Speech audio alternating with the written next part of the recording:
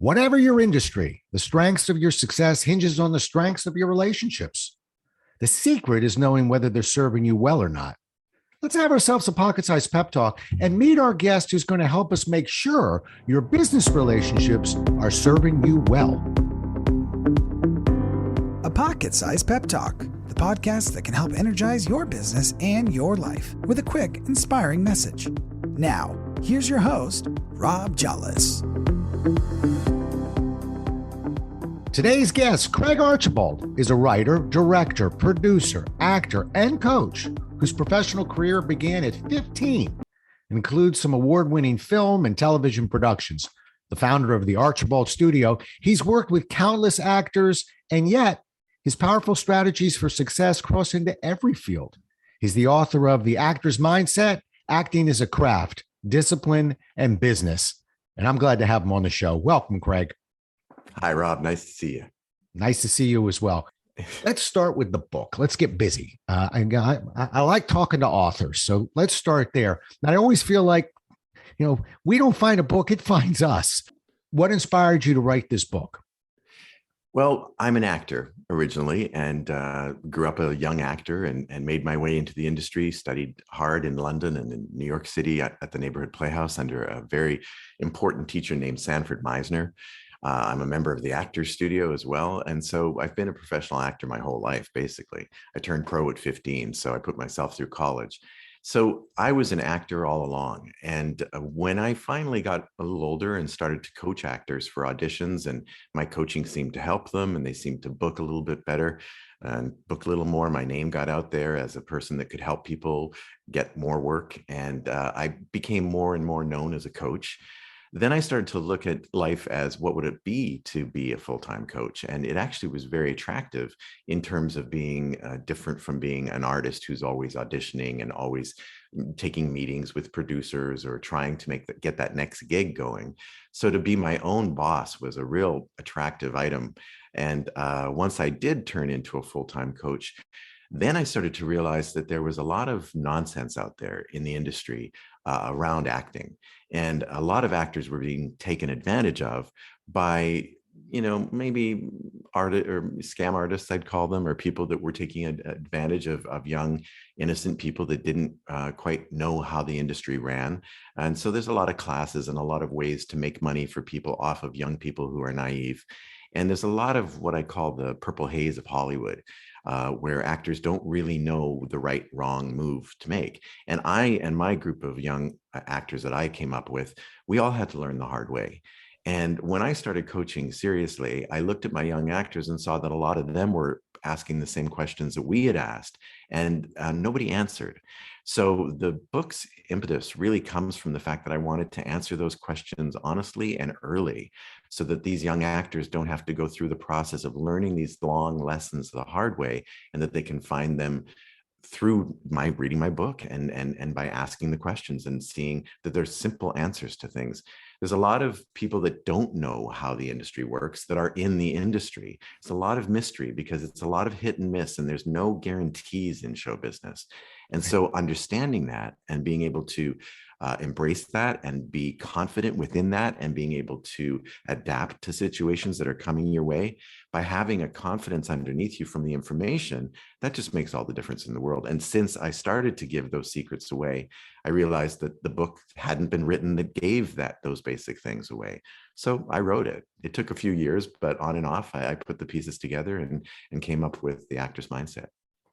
Well, cues up a bunch of questions. First of all, workshops. Do you do workshops or is it all private? Oh, no, we do workshops. Yeah, we do group classes. I do seminars in New York City as well. I've done them in Atlanta, Calgary, wherever people want me to come to. I'll be happy to travel and work with actors in workshops. But I do private sessions here at the studio in Los Angeles and also group classes as well. Got it. And, your story of people sort of being taken advantage of sort of rings true to me as an author, a fellow author. There's a lot of different scams and games being played out there because people want to act and people want to write books. And it's just nice when those that have been there and done that kind of step in, because I don't know about you, but I remember as a kid, I think I was 5 or 6, I watched The Wizard of Oz. And I remember, the watching Dorothy navigate this impossible situation. And at the end, good old Glenda comes, bubbling on down to inform her that, oh, you could have gone home anytime.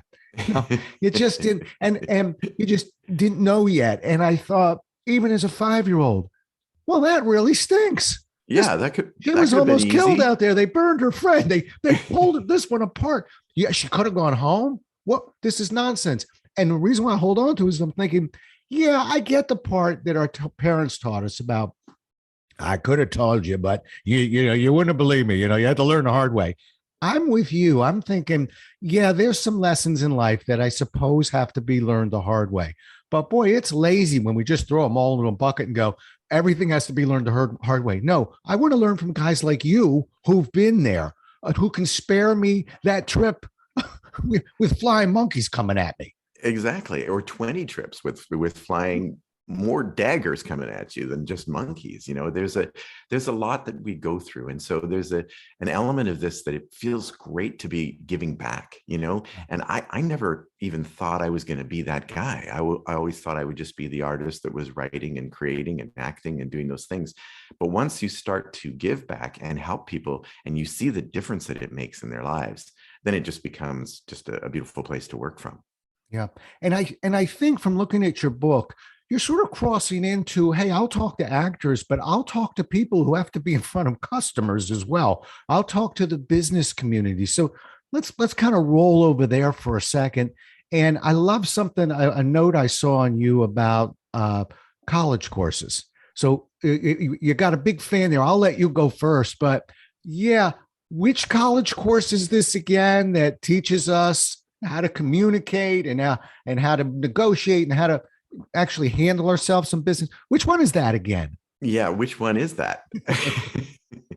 Yeah, it gets lumped into the, well, I don't know, but it's somewhere in the soft skills area, which again, folks, you can't see me, but my eye is twitching because I am on a crusade to rid the world of the word soft skills. I'd prefer to call it performance skills because we undervalue them. Talk to that a little bit, if you would, Craig. Wow, that's a great question. I feel that the whole idea, well, college courses in the first place, to address that first of all, when we were young, there was absolutely no discussion about the business side of things. Right. And so that we came out and we were completely naive as to it being a business, which is why I called the book, the craft, discipline, and business of being an actor.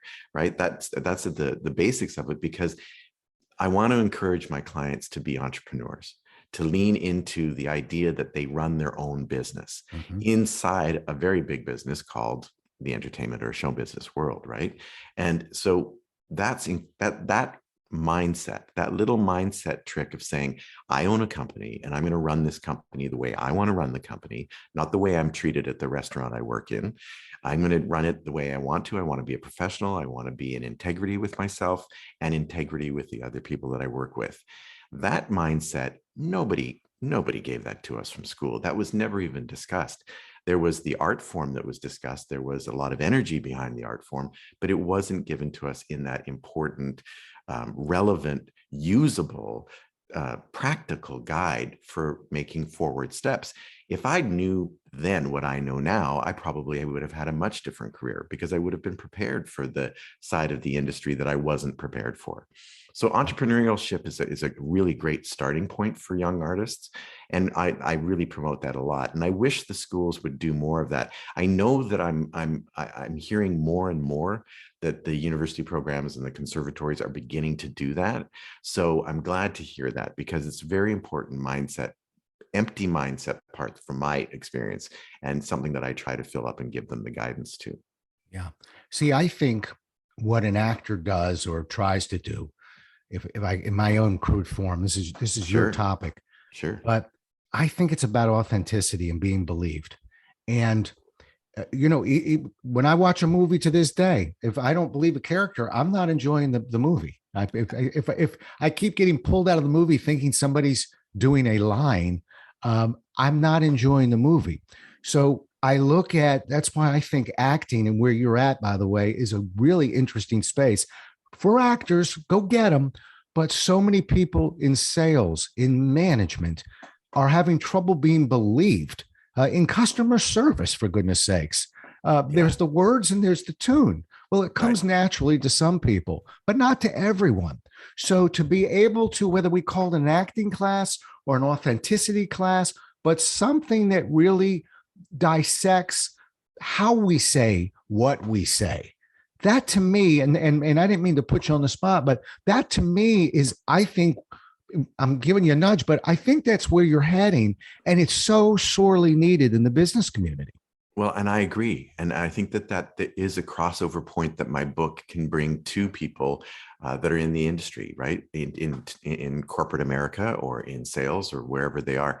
There is a very interesting link to integrity and authenticity, right? And if people can be in the moment and be themselves and trust themselves, trust that their vulnerability is actually an asset, right? Most of us are afraid of being vulnerable. We're afraid of showing that, oh, I might not know the answer to that thing, or, oh, I might not have the exact response that's going to be the right thing to say.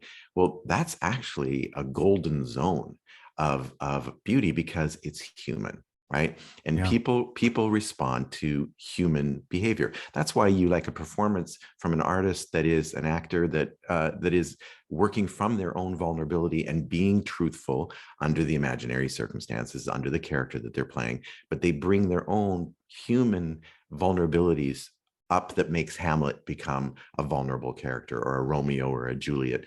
They become vulnerable from the actor inside. And when they do, audience connect to that and they see that. So the same thing is true in sales. You know, the best salespeople are the ones that can look a person in the eye and admit their vulnerability and guide them through their knowledge that they have about the product or the information that they need to have for their corporate meeting, but also have the open vulnerability to say, hey, I'm a human being. I make mistakes. I'm open to learning something new. If you've got something that you can share with me that I can learn, even though I'm the professional, I'm happily going to learn from you. But I am the professional and I can guide you through this. I know you're vulnerable. You're a human being. You know, there's this thing about being tough and strong and having the answer and being the right guy and being the best seller. And I think the best artists, the best musicians, the best athletes have, you know, you look at someone like my hero, Rafa Nadal, right? Rafa is so aware of his vulnerability, right? And he has such a great mindset about it. He allows himself to make mistakes and he doesn't chastise himself about his mistakes. He says, well, here comes another point. I've got another chance to be my best. Right. And if he's not his best, he lets it go and focuses on the next one. And guess what? The guy has, 21 majors under his belt, best of all time. And he's, a real hero in that vein because he has the resilience of a champion in the champion mindset because he allows himself to be vulnerable. And that's a large part of my book too, Rob, the idea of the mindset of being a victim or a champion, right? It's so easy in our world to allow ourselves to be a victim. It's easy, and you get lots of love from mom and dad and your friends. When you're a victim, it's very easy. Life becomes, oh, poor me. Yeah. Isn't it hard? It's so hard. Yeah. Everything's so hard. And the champion mindset is so much more exciting and interesting and sexy and fun to be around. And that is really just the ability to take a negative and turn it into a positive. Wow. So when someone is in an entrepreneurial position where there is a negative, if they have the ability, whether it's in a sales moment or in a corporate moment, in a meeting, if they can take a negative that's going on and turn it into a positive and have the frame of mind, the mindset to be able to think clearly and calmly and don't respond from your ego and just sit back and be strong in your integrity to yourself and to your job and to the people that you want to help. That's the center of it all, right? And that's the crossover point between artists and entrepreneurship. Wow, that's really good, Craig. I appreciate it. That's really interesting. I wrote a piece one time called The Pursuit of Imperfection. And Perfect. I was talking about how we try and strive for perfection, and yet no one can really identify with it. And it tends to annoy those around us anyway. So for professional speakers, for instance, I try and remind them that not only will things happen that you don't expect, but when you embrace them and you roll with it and you show the audience, oh, I'm human. I drop things too. Uh, they can identify with that. And it's an instinct versus logic. What we're talking about now is very logical. It's just not instinctive. Instinctive is I can't make any mistakes. I have to do this just right. I got to be perfect. Well, forget a business person. I'm not so sure how an actor goes on stage with that mindset. So it's interesting where, the place that you're at. And I'll tell you that I remember a story from Xerox, and I'll very quickly. I remember I was learning this program, and they were getting the curriculum to us late, and it was a 2-week class I had to teach, and I was getting the curriculum a day before each day, and it was sloppy, but I hustled, and I was attentive, and I was human. I taught that course for 3 years, and never told the class that was my first one. That's death to any trainer. You don't do that. But they gave me a Mont Blanc pen. They loved me. The smarter I got and the more tight I became around the curriculum, the less human I was to that audience. And I actually had to learn how to, I don't want to say dummy it up a little bit, but I didn't have to have every answer, even though I knew many of the answers, to be able to connect with that audience, connect with those people. I learned it the hard way. It's being humble. It's being human.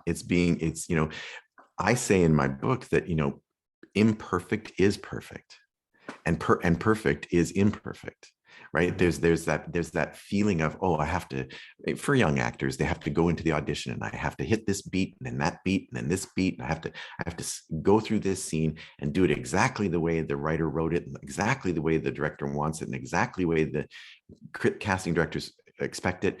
And so these young actors are putting themselves through this gauntlet that is making them inhuman. And they're trying to be perfect. They're trying to hit these perfect beats. And in fact, if you let that go and do your homework and do the deep dive that we have to do to make our work come up from our center, and then just allow yourself to just float through this. I call it skiing through the scene.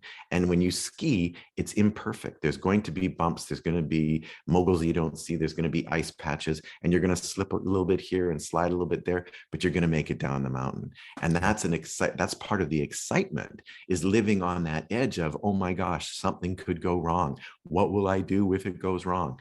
And you live through that, you get through that, you're using the imperfection to be a perfect run. And we see it all the time at the Olympics, right? That you see it in almost every Olympic event. That gold medal number that they do, or that gold medal run that they do, there's always an element of living on the edge of imperfection. But because they live through that edge of imperfection, they hit it and they get the gold medal and are considered perfect. It's right there in sports all the time in front of us. We see it every day on every football, baseball, soccer game, anything you watch. There's always that moment where something beautiful happens because the athlete or the performer, live musicians, whatever it is, they live on that edge and live through it and embrace it as part of the performance element. And when you do that, you're not afraid of it. You can adapt in the moment to what's going on. And the in the moment part is important, because if you're in your head trying to make it perfect, you're not alive in the moment. And the same thing in a sales pitch, Rob. If you're trying to do the sales pitch the way your boss who's standing behind you, listening to you, is asking you to do the sales pitch, you're worried about doing it right. And you're not making a human connection in the eyes of the people that you're trying to sell to. So there is a real crossover here, and it's about that moment of being in the moment. Right. Well, we're really singing out of the same hymn book. Don't know if you know this, but I have a book out called Why People Don't Believe You. And it was going to be called It's Not the Words, It's the Tune. But job seekers, I want you to listen up, and I want you to play back what you just heard there, because it's for salespeople. But I have a lot of job seekers listen to this show. And I'm always proud of the fact that they're learning their elevator pitches and they're learning all their words. Sure. They don't really know the tune. And I'd be curious of your reaction to this, because my secret sauce has always been to think like an actor, to get into character. rather than before we push that door open or before we hit that Zoom link and try and cram all the words into our head. Why don't we just get into the moment? Why don't we, as a method actor would, rather than take ourselves to, well, I've had 8 straight no's, so I know how this one's going to go. Right. I don't care if it was 2 years ago. Remember when you were on fire? Remember when everybody was saying yes? And then you picked up the phone? How did you sound that day? Right. What did that feel like? And how hard was it to find the words? Yeah, you felt a little more articulate. You weren't bundled all up. I really think getting people to just be in the moment, as you say, and to me is, as an actor, figure out exactly who you are walking in there. Think like that. Eat your lunch like that. Dress like that. Walk in that way. Be that character. And you won't have to worry about sitting there and trying to come up with the words or look authentic. You will be. I really find that to be valuable. Well, you really just gave an acting lesson. I mean, that's exactly what I tell my actors, right? You do the homework, you do the deep homework, and the same for your entrepreneurs, right? The same thing, this goes back and forth. If you do your deep homework, you ask yourself the questions, you know why you're doing this, you know what you're doing, you know the intention behind it, and you've answered that question clearly, not just a vague idea, but a very clear set of words or a script that you may have that works well for you. There might be certain slogans that come to mind that are easy for you, but there also can be the deep why inside. You get inside the character. It's the important reason behind it. You answer all those questions. And in my book, I have 20 questions that are for actors to answer about the character that they're playing. You answer those questions, you do that homework, but here's the point. When that camera rolls, you forget everything. And I use an inappropriate word that I'm not going to use here, but you've got to tell yourself to get out, right? You've got to tell yourself to get lost, right? I put a little more raw than that in my book. I think I got the word, but keep going. Yeah. But you tell yourself to get lost, right? And because if you're in the way, you're not going to be as good as you are if you're not in the way. If you're free and you're in the moment, all of that information that's inside you is going to come out. It's going to be available. It's going to show up. And people get very afraid. They say, well, what happens if it doesn't show up? And I say, well, if it doesn't show up, something else will. Right. If you're in the middle of a scene and you're supposed to have some emotional appointment, which is the death of acting, right? If you're trying to cry, that's where we usually don't like actors, because they're trying to cry in a scene and we can tell that they're trying to be emotional and therefore we don't believe them. And then now we're sitting on our couch again. Whereas someone that's really in it, they bring us into the movie, they bring us into the TV series and we believe them. But if you're in the middle of a moment and what you prepared doesn't show up, something else will. And that is called humanity. That's called vulnerability. And if you can then use that moment, as we've said earlier, you're going to fly. You're going to just be fine, because the people that you're talking to are people that are also vulnerable. They're human beings and they understand that. And so there's a mutual meeting of, oh, you're just like me. That makes me feel like I can trust you more. Oh, you're just like me. I'm more encouraged to buy this product from you because you're just like me. Oh, I'm more encouraged to believe you are the character in this movie because I can sense a vulnerability that's in there. And then if you, the person that's doing the pitch or doing the acting, know how to take that energy, that flaw, and turn it into something positive, then you're just making everything make you better. Brilliant. Listen, I accidentally snuck in my book title, so shame on me. That gets you an extra plug. Tell me about the name of that book of yours again. And I'm assuming it's on Amazon, right? You bet. It's on Amazon, Barnes & Noble, anywhere you can get good books. Good. It's called The Actor's Mindset. Excellent. And now, just as a penance, I'm telling everybody who's listening, you're going to get the book, but because of Jollis's little faux pas, you're now going to not only get the book, but you're going to give that book a rating. And because Craig's not going to tell you this, but I'm going to tell you this, it means a lot to authors when you not only look at their book, but there is an algorithm, and there is, this is a business, and it's one of the kindest things you can do for another author. So please take a look at that book and take an extra minute or two. You don't have to. I'm looking at Craig. He doesn't look like he walks on water, so you don't have to really load up. Just speak from your heart. Give that book a nice rating. feel good about it. All right. And now back to the show. All right. So Thanks, Rob. I appreciate that. Yeah. Well, it's funny when I have a book launch and I've launched a bunch of them. I'm not so subtle anymore. I used to be very polite. And if you feel like it, if you don't, last book launch I had, I was actually on a stage. I dropped to my hands and knees and I said, so that no one's confused, this is how badly I want you to write a review for this book. And everyone was like, okay, guys, taking it seriously. So we don't need to be subtle about that. That's really important in the life of a book. I wish it weren't, but in the life of a book, it's really important. So I know people are going to love the book. Just go the extra mile and know you just made an author feel really good when you did it. Okay. Now let's talk more about, let's get back into the acting thing of yours. Yeah. All right. Sure. When you first meet an actor, and I'm curious because I'm coaching too. I'm meeting salespeople. I'm meeting job seekers. So I know when I meet them, I'm sizing them up pretty quickly. When you first meet an actor, what are some of the things that will trigger you to go strong right there or weak right over here? How can you tell the difference? And I'm assuming you can do it fairly quickly. It's almost immediate. Wow. And it's in the mindset. It's in the way that they speak. It's in the way that they hold themselves, right? And I call it champion or victim, right? Mm-hmm. That's the line that I go, because it's really what I found to be true. And the people that walk in the room and a champion mindset doesn't mean that you're an egotistical idiot, right? That's saying, hey, I'm the best actor in the world and I'm the cock of the walk. No, that's not what we're talking about. We're talking about knowing inside that you are in integrity and you've done the work.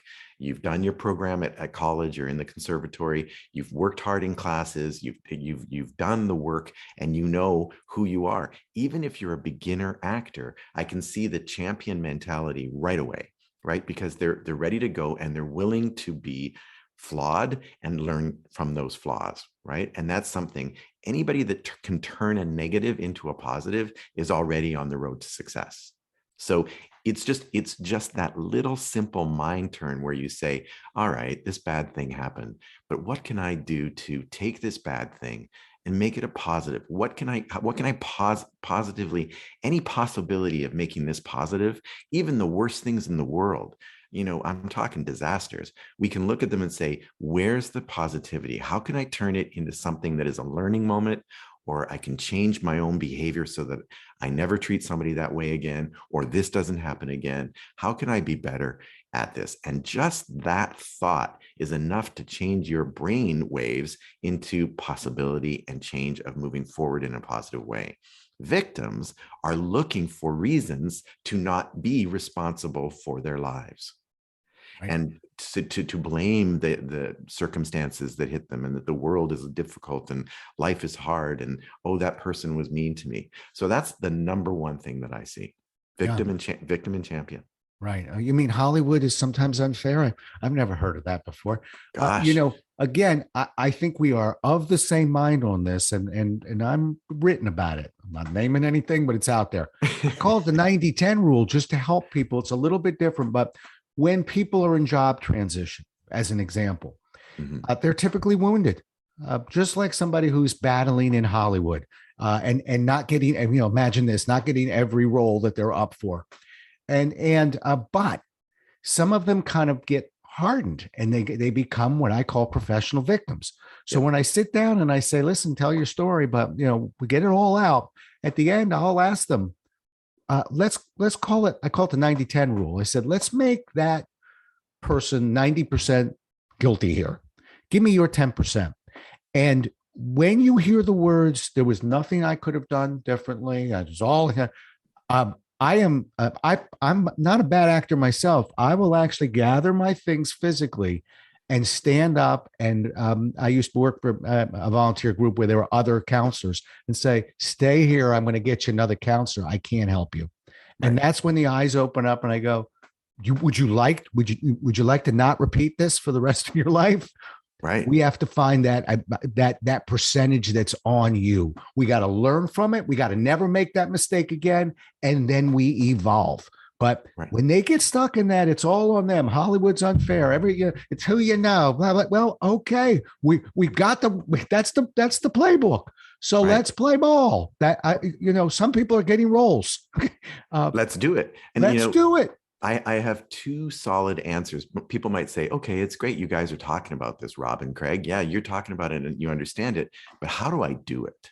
How do I really do it? How do I, the person that's listening to this podcast, really take this information and do it? And I've got a couple of things that I give away at this level.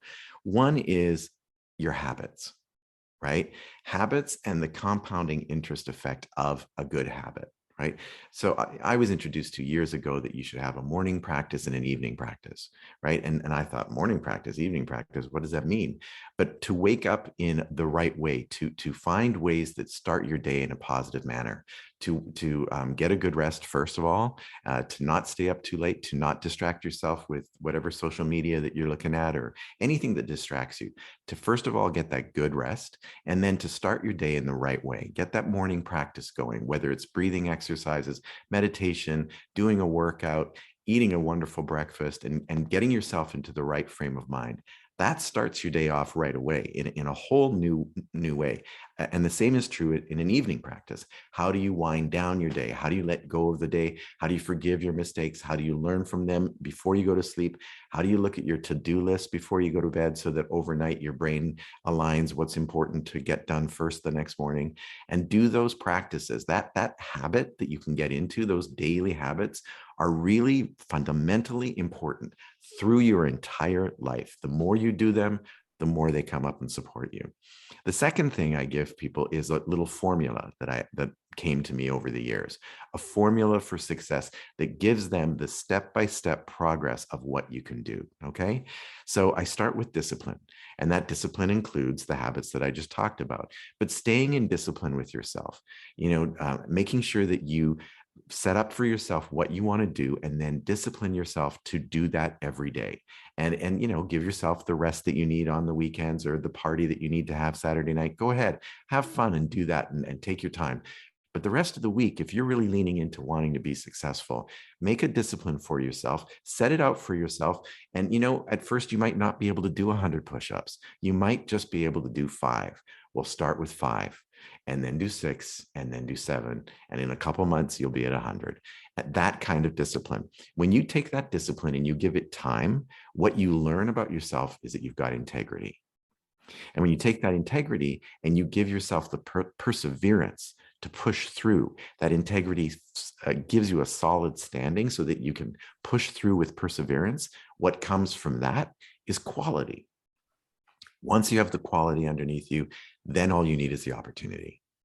And once the opportunities come, you're the guy that can have success, right? So if you're looking for a job right now, think about it in those two tools that I've just said, because those things are the things that I can give my young actors that can actually make their careers happen. Right. And I just want to remind you that you keep saying you're young actors, but I keep hearing job seekers. It doesn't have to be salespeople. That's where I do a lot of my writing. People that need to present themselves in front of other people and be believed. You're Absolutely. listening to somebody that teaches actors how to act. I'll tell you, you as a former Xerox guy, what's interesting about what you just did, and I'm grateful, is you put a process on the table just now. And you're absolutely right. When you transitioned to it and said, okay, well, Rob and Craig have done a nice job of telling you how important this is. Let's put some process behaviors that are repeatable and predictable and measurable on the table. The beauty of when you can measure something, you can fix it. Key performance indicators. Bingo. And look how many times I want to hit the ball 300 yards off the tee. I'm not much of a golfer, but that people keep saying you got to hit it further. Love to. With even more love, a process that I can rehearse, and I might lose a little distance at first, but then I'm going to gain distance. If it's a hobby, maybe I'll just hit it my own way. But if it's my career, I don't mind losing a little distance. In other words, being a little bit more consciously competent, thinking about what I'm doing until I move it to the unconscious competency. That's repeat and rehearse, right? That's how we get there. Beautiful. Exactly. All right, I got to come down to the home stretch, but I'm curious. A couple of let's do some celebrity hawking. some of the most, a couple of moments with some celebrities that you may have coached. And if you don't list their names, that's okay too. But I'm just curious, the man who coaches the stars, what do you got for me? Oh gosh. Well, what comes to mind is the story of two different celebrities. Okay. Okay, two different celebrities that I coached on like a Monday, and they both went in for their auditions on a Tuesday, and both at about the same level of celebrity. And they were going in, they were called in at a higher level, and they were going in and to producers and network people. So both of them coached with me the day before, both of them talented actors, both of them really smart, beautiful guys. Well, they both went into their auditions the next day, and they were both confronted with difficulties. And one acted one way and one acted the other way. So one actor walked in, and the casting director had a dog in the room, had her dog there under the table. And the dog started to whine. And as soon as my actor saw this dog, he immediately took it as a negative. What the heck is a dog doing in here? It's going to bark, it's going to whine, it's going to scratch, it's going to moan, because a dog doesn't know what's going on in an audition, right? Right. A dog's just a dog.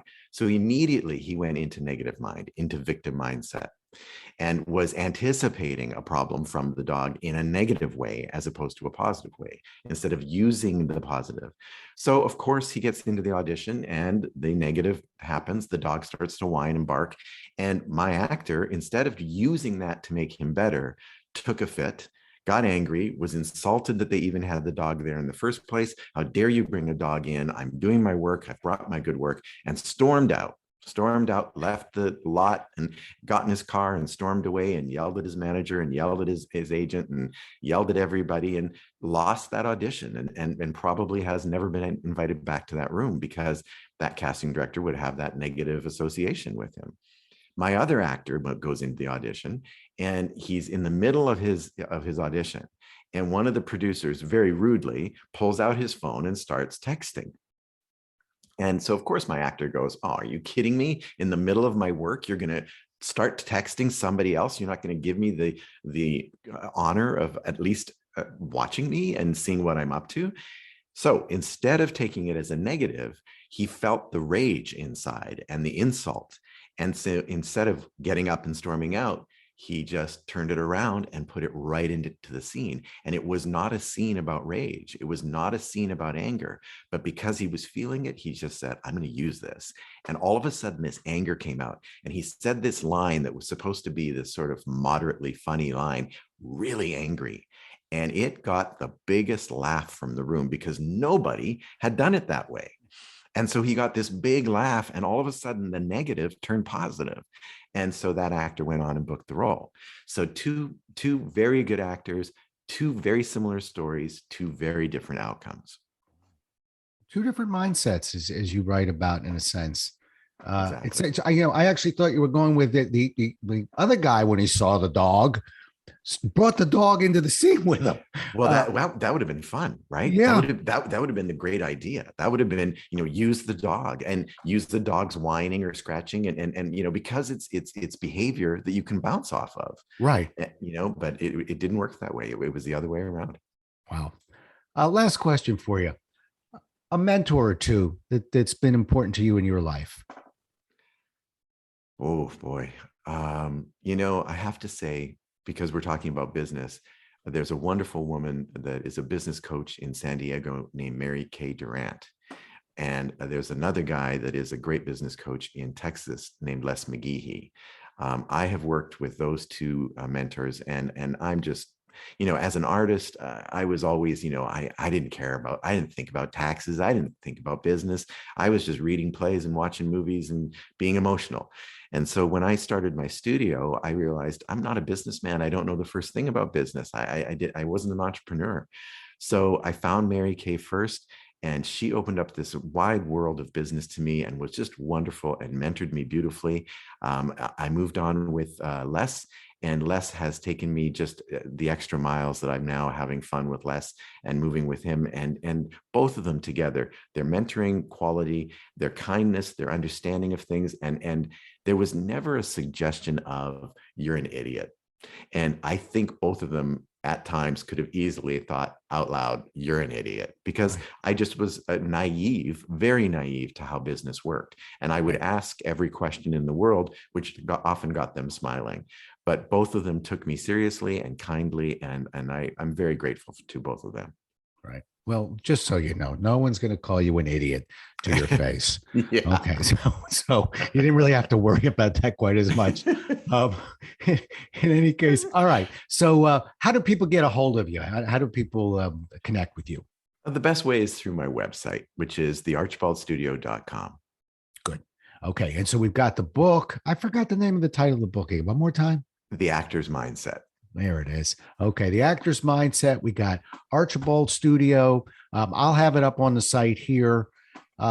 Just a terrific conversation. Really enjoyed it and was curious as to where we were going to go, and just learned a lot. One of the nicest things, I've been a guest on a lot of podcasts. When I created the podcast, I thought, well, we'll give it a try. One of the most wonderful things about running a podcast is meeting people like you, Craig, who really, you just have a lot to offer. There's a lot of process maneuver. It's, to inspire and motivate is lovely, but it wears off. So let's inspire, motivate, and teach at the same time. And I can already tell that's what you do. So thank you so much for being on the show. I'm really grateful.